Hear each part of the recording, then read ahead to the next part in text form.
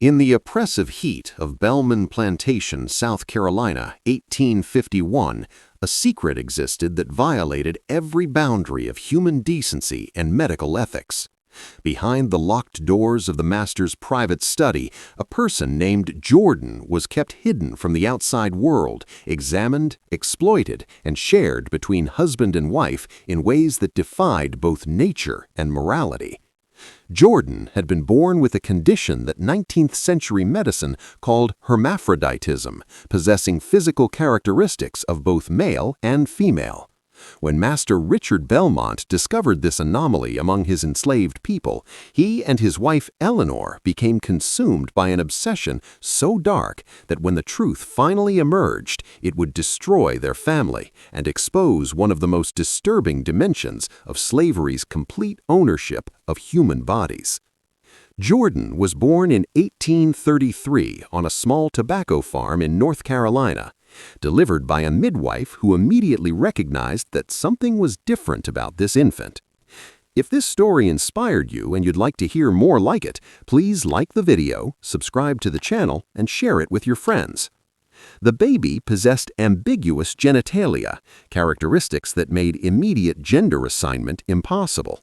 In an era when such conditions were barely understood by medical science and considered either divine curse or demonic possession by common people, Jordan's very existence presented an impossible problem. The midwife, an enslaved woman named Mama Ruth, who had delivered hundreds of babies, made a decision that would shape Jordan's entire life. She declared the baby female, named her Jordan after the river where Moses had been found, and told the mother to raise the child as a girl. It was the kindest option available, giving Jordan at least the possibility of a normal life within the constrained world of slavery. For the first 15 years, Jordan lived as a girl, working in the tobacco fields alongside other enslaved children, wearing dresses made from rough cloth, learning the skills expected of enslaved women. Jordan's body developed in ways that confused everyone, growing tall and muscular like the boys, developing a deeper voice than other girls, but also showing subtle curves and features that seemed feminine. The other enslaved people whispered about Jordan's difference, but protected the secret, understanding that being different in any way made enslaved people vulnerable to exploitation. In 1848, when Jordan was 15, the tobacco farm was sold and all enslaved people were auctioned to settle debts. Jordan stood on the auction block in Wilmington, tall and unusual looking, drawing curious stares from potential buyers. Most plantation owners passed by, unsettled by Jordan's ambiguous appearance. But one man studied Jordan with intense interest that went beyond typical slave-buying assessment. Richard Belmont was 42 years old, owner of Belmont Plantation with 300 acres of prime South Carolina cotton land and 80 enslaved people. He was also an amateur medical enthusiast, obsessed with natural philosophy and human anatomy. He collected medical texts, performed amateur dissections on animals, and fancied himself a scientist, despite having no formal training. When he saw Jordan on that auction block, he recognized immediately that this was no ordinary slave, but a medical curiosity that could satisfy his intellectual obsessions. Belmont purchased Jordan for an unusually high price, raising eyebrows among other buyers who could not understand why anyone would pay premium rates for such an odd-looking slave. He transported Jordan to Belmont Plantation, not to work the fields, but to live in a small room adjacent to his private study, a space he had converted into a makeshift medical examination room. The first examination occurred within hours of Jordan's arrival. Belmont ordered Jordan to undress completely while he took detailed notes, measurements, and sketches of Jordan's body. He documented every detail of Jordan's anatomy, treating the terrified teenager as a specimen rather than a human being. Jordan had no choice but to submit, understanding that resistance would result in punishment or death. But Richard Belmont was not the only person who would become obsessed with Jordan's unique body. His wife, Eleanor, 38 years old and trapped in a loveless marriage, discovered Jordan's presence within days of Jordan's arrival at Belmont. Eleanor Belmont had her own reasons for interest in Jordan, reasons that mixed curiosity with suppressed desires she had never been allowed to acknowledge or explore. Eleanor Belmont had been raised in Charleston's strict society, married at 18 to a man chosen by her father, taught that her role was to be decorative, silent, and endlessly submissive. She had given Richard 3 children, but had never experienced passion or genuine intimacy in her marriage. Richard was cold, clinical, more interested in his books and specimens than in his wife. Eleanor lived in a prison of silk and propriety, her own desires so deeply buried she barely acknowledged they existed. When Eleanor first saw Jordan, something awakened in her that she had never felt before. Jordan was beautiful in a way that transcended conventional categories, possessing features that were both masculine and feminine, strong yet delicate, confusing yet compelling. Eleanor found herself making excuses to visit Richard's study when she knew Jordan would be there, watching from doorways, finding reasons to interact with this mysterious person who seemed to exist outside all normal classifications. Richard noticed his wife's interest and, in a decision that revealed the depth of his moral corruption, decided to include Eleanor in his research. He framed it as educational, telling Eleanor that Jordan represented a rare medical phenomenon that they both should study. But Richard's motivations were darker than simple education. He had become sexually aroused by his examinations of Jordan, and he recognized similar attraction in his wife. The idea of sharing Jordan, of using this enslaved person's unique body to fulfill both their desires, excited him in ways that normal marital relations never had. The arrangement that developed over the following months was one of the most disturbing examples of slavery's complete objectification of human beings. Jordan became a shared possession between husband and wife, examined, touched, and used by both in ways that served their obsessions while completely disregarding Jordan's humanity, autonomy, or suffering. Richard would summon Jordan to his study during the day, conducting what he called medical examinations that became increasingly invasive and sexual. He documented everything in detailed journals, sketching Jordan's body from every angle, taking measurements that had no scientific purpose, touching in ways that were clearly for his own gratification rather than legitimate research. Eleanor would visit Jordan's small room at night, ostensibly to bring food or check on the slave's well-being, but actually to satisfy her own confused desires. Eleanor's interactions with Jordan were different from Richard's clinical exploitation. Eleanor was gentler, more emotional, seeking something that resembled intimacy, even though true intimacy was impossible given the absolute power imbalance between them. Jordan endured this dual exploitation in silence, trapped between two people whose obsessions fed off each other. Jordan could not speak of what was happening, could not resist without facing brutal punishment, could not escape the small room that had become a prison. The only survival strategy available was dissociation, separating mind from body, enduring what could not be prevented. But the situation was unsustainable. Richard's obsession deepened to the point where he neglected plantation management, spending hours in his study with Jordan while crops failed and enslaved people went unsupervised. Eleanor's attachment to Jordan grew dangerously emotional, creating jealousy when she knew Richard was with Jordan, leading to arguments between husband and wife that the household staff could not help but overhear. The enslaved community at Belmont watched these developments with growing concern. They understood that Jordan was being exploited in ways that went beyond normal plantation abuse, though the specific details remained unknown. Some tried to reach out to Jordan during the rare moments when Jordan was allowed outside the study, offering sympathy and support. But Jordan had become so traumatized by the situation that communication was nearly impossible. The breaking point came in the spring of 1851, when both Richard and Eleanor's obsessions reached a crisis simultaneously. Richard had become convinced that Jordan's unique anatomy held secrets that could advance medical science, and he began planning to perform a surgical examination that would likely kill Jordan in the process. Eleanor, meanwhile, had developed such emotional attachment to Jordan that she began planning to run away with Jordan to the north, a fantasy that revealed how completely she had lost touch with touch with reality. The confrontation occurred when Eleanor discovered Richard's surgical plans.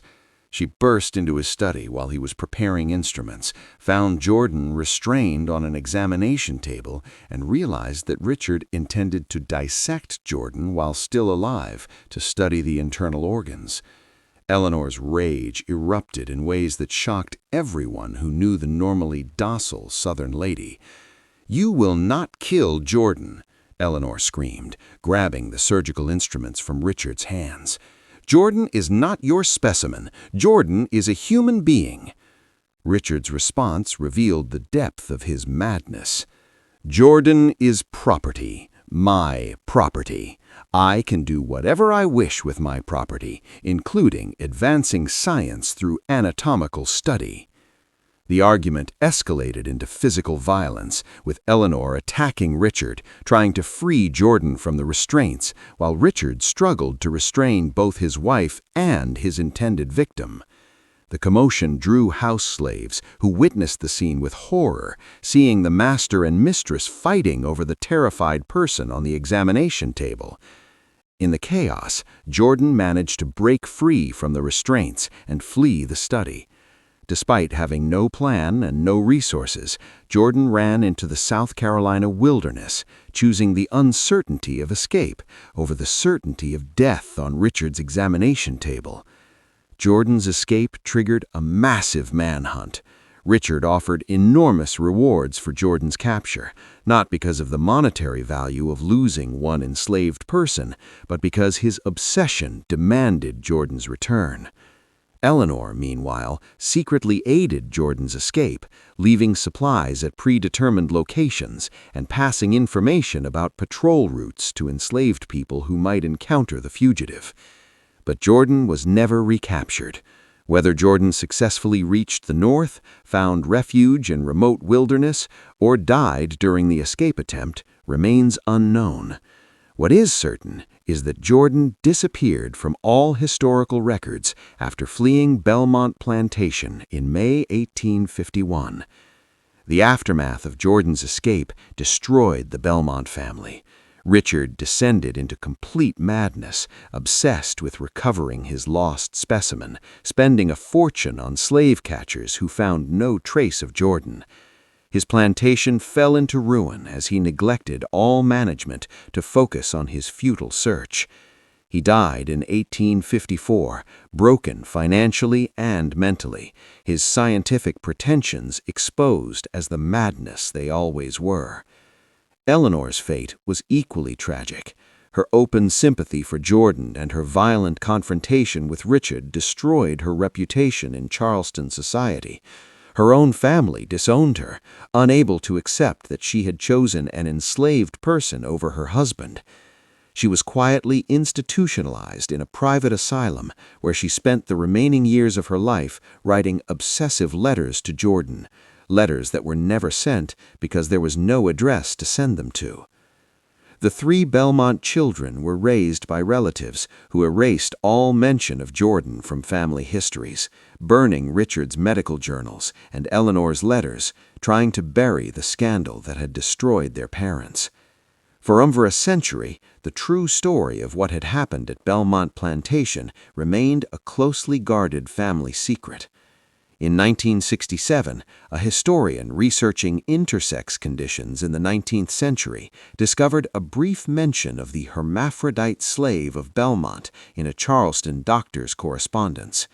This single reference led to years of investigation that eventually uncovered sealed medical records, surviving fragments of Richard's journals, and testimony from descendants of Belmont's enslaved community. The oral histories preserved in the African American community told a different version of Jordan's story than the official records. They described Jordan not as a passive victim, but as someone who had maintained dignity and humanity despite unspeakable exploitation. They claimed Jordan had successfully escaped, had lived as a free person in Canada, and even had married and adopted children, though none of this could be definitively verified. Modern medical understanding recognizes that Jordan was likely born with an intersex condition, possibly congenital adrenal hyperplasia or androgen insensitivity syndrome, conditions that result in ambiguous genitalia and development of both male and female characteristics. In Jordan's era, such conditions were barely understood and often considered monstrous or demonic. People born with intersex conditions faced medical exploitation, social ostracism, and violence. Jordan's story became particularly significant in the 1990s when scholars began examining the intersection of disability, medical exploitation, and slavery. The case demonstrated how enslaved people with any physical difference faced heightened vulnerability to dehumanization and abuse. It also revealed that sexual exploitation in slavery operated in more complex ways than simple male-master, female-slave dynamics, that obsession could transcend conventional categories, and that both men and women could be perpetrators. The feminist analysis of Eleanor's role proved particularly controversial. Some historians argued she was as much a victim as Jordan, trapped in a patriarchal system that gave her no acceptable outlet for her desires and pushed her into exploitation as her only form of agency. Others countered that Eleanor's victim status did not excuse her participation in Jordan's abuse, that she could have chosen not to exploit her power over an enslaved person, regardless of her own oppression. In 2003, intersex rights activists adopted Jordan's story as a historical example of medical exploitation of intersex people, drawing parallels to modern non-consensual surgeries on intersex infants. They argued that Jordan's forced examinations and Richard's planned dissection represented the same medical objectification that intersex people continued to face, though in less extreme forms. Descendants of Belmont's enslaved community held a ceremony in 2010 at the plantation site, now a historical landmark. They honored Jordan's memory, acknowledged the unique vulnerabilities faced by enslaved people with intersex conditions, and called for greater recognition of how disability and difference intersected with slavery's horrors. The ceremony included a reading from one of the few surviving fragments of Eleanor's asylum letters, a passage that revealed her final understanding of what she had done. "I told myself I love Jordan, but love does not examine and measure and use. Love does not treat a human soul as a curiosity or a possession. I was as monstrous as Richard, perhaps more so because I disguised my monstrosity as affection. If Jordan lives, I hope Jordan has found people who see a person rather than a phenomenon, who offer genuine love rather than obsession disguised as care." The fragments suggested that Eleanor, in her asylum years, had achieved some understanding of how her actions had harmed Jordan. Whether this understanding brought her peace or only deepened her torment remains unknown. Today, Jordan's story is taught in courses examining medical ethics, disability history, intersex studies, and the complexities of sexual exploitation under slavery. It challenges comfortable narratives by presenting a victim who cannot be easily categorized, perpetrators whose motivations mixed scientific curiosity with sexual obsession, and a situation where both husband and wife participated in exploitation that ultimately destroyed everyone involved. The question of what happened to Jordan after escape continues to haunt historians and descendants alike. Did Jordan successfully reach freedom? Did Jordan find community and acceptance? Did Jordan live long enough to see emancipation? Or did the trauma of those years at Belmont Plantation prove unsurvivable even after physical escape?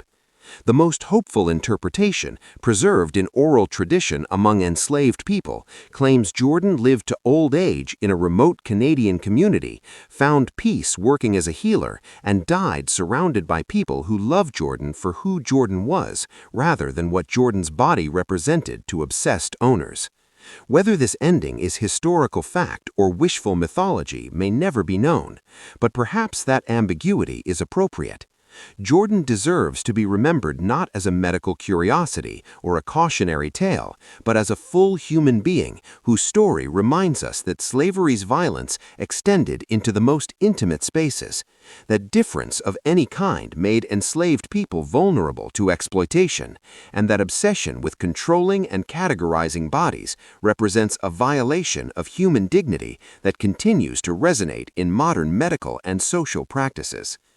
Jordan's silence in the historical record, the absence of a confirmed ending, stands as testimony to how completely slavery could erase people who already existed on the margins of accepted categories.